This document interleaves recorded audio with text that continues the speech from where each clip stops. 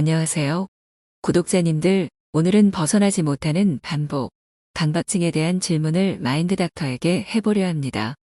한 원장님, 강박증이라고 할 때 생각나는 것이 꼼꼼하다, 결벽증이다, 완벽주의자다 등이 말들이 떠오를 것 같은데, 이러한 것을 강박증이라고 하는가요?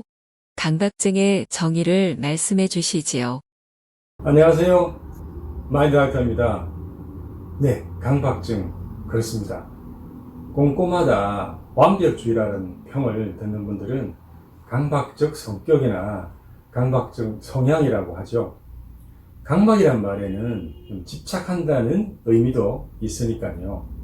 이런 분들은 자신의 일에 집착할 정도로 완벽하게 하므로 일을 하는 데 있어서 필요한 성향이기도 하겠죠. 이러한 강박증인 성향과 강박증과의 차이는 스스로 괴롭느냐 아니냐입니다. 즉, 그 정도가 너무 심해서 자신은 힘들어서 괴로운데 그 의지와 달리, 그 마음과 달리 계속 반복되는 것이 강박증이라는 병인 것입니다. 제가 아는 어떤 분은 청결과 오염에 대한 강박적 사고가 심한데요. 무엇이든 만지고 나면 손을 꼭 씻어야 합니다. 사람들의 손이 닿는 곳에 병균들이 손에 묻는 것처럼 느껴지니 하루에도 수백 번 손을 씻어야 하는 것이죠. 또 다른 분은 가스밸브가 새지 않을까 불안해서 수시로 점검하는데 이도 꼭 하루에 점검 횟수가 홀수여야 한다는 그러한 특이한 강박증이 있습니다. 문을 여는데 느낌이 안 좋으면 좋을 때까지 계속 반복하고 그 반복 횟수도 홀수로 끝나야 한다는 그러한 강박관념이 있습니다. 그러지 않으면 가족에게 뭔가 안 좋은 일이 일어날 것이라는 다소 마술적인 생각이 뿌리 깊이 박혀있기 때문입니다. 강박증이 심한 경우에는 꼼꼼하고 결벽증적인 수준 이상으로 기괴한 느낌까지도 드는데요. 이러한 강박증의 원인은 무엇인가요? 학습이론과 인지행동이론이 가장 설득력이 있죠. 조금 전 말씀드렸던 사례들로 설명을 드려보죠. 오염에 대한 불안이 있는 분의 경우에 처음엔 아주 더러운 공중 화장실에서 어떤 역겨운 경험이 있었죠. 그런 뒤 그곳에는 가지도 않지만 일반 화장실에서도 그곳에서의 경험이 생각이 나고 그 경험이 머리에서 떠나지 않고 화장실 다녀오면 철저히 손을 씻게 되었죠. 이러면 불안이 좀 줄어들었거든요. 그런데 점점 손을 씻는 정도가 강해졌어요. 좀 더 불안을 더 줄이기 위해서였죠. 이런 것이 학습의 원리입니다. 그러다가 화장실에 다녀온 직장 동료가 손을 씻지도 않고 문고리를 만지는 것을 보고 충격을 받았죠.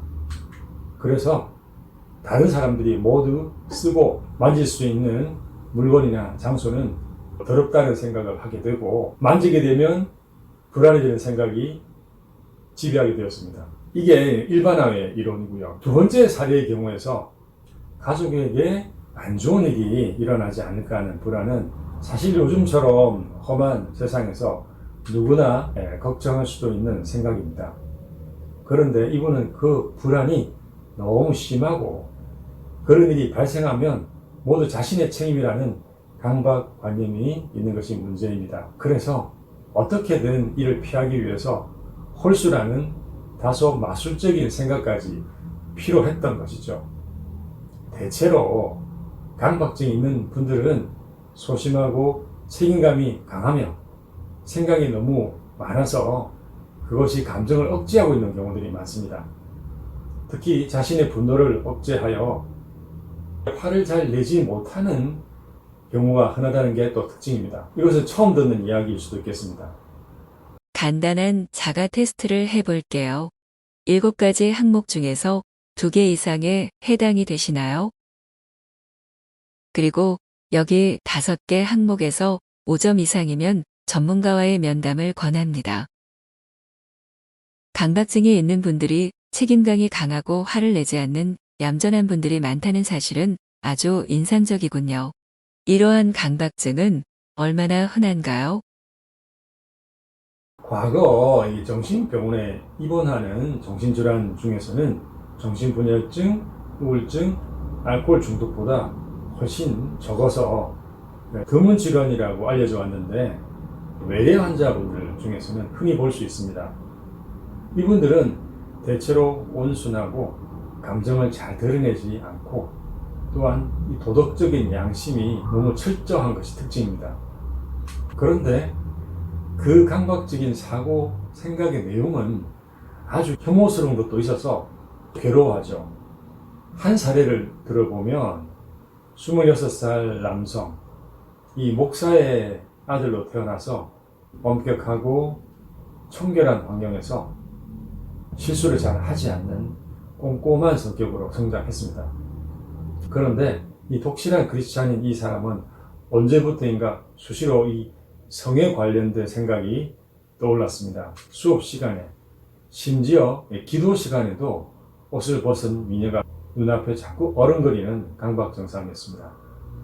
아무리 떨쳐버리려고 해도 오히려 변태적인 모습까지 상상이 되어서 아주 괴로웠죠. 다른 사례는 영화 이야기를 해볼까요? 영화 이보다 더 좋을 순 없다. 잭 니콜슨 기억하실 겁니다. 영화에서 식당을 가도 자신이 가지고 간 플라스틱 포크와 나이프로만 식사를 하고 걸을 때는 사람들과 부딪히지 않으려 애쓰고 또한 보도블록에 그 틈만 밟으려고 뒤뚱거립니다. 그런데 이분은 일반적인 강박증 환자와 달리 좀 착하고 얌전한 사람이 아니죠.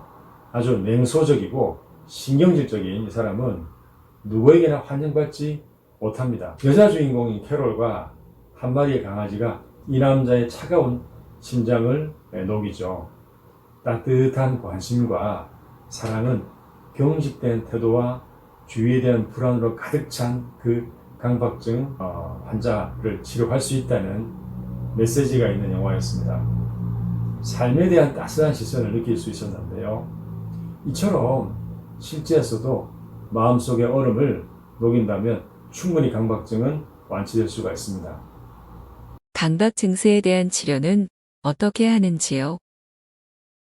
사실 이 강박증은 치료가 좀 힘든 점이 있습니다.